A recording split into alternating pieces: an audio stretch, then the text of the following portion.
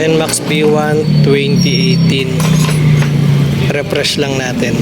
Palit tayo ng fuel filter, spark plug cap. Sabay na rin natin yung mga change oil. Then linis ng body. Saka FI cleaning. Lahat yan.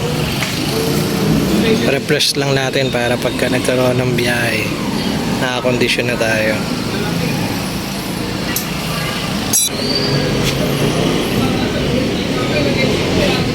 Sulit na itong motor na to. NMAX B1.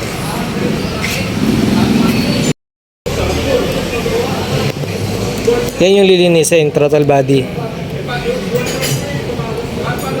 Yan, binabaklas.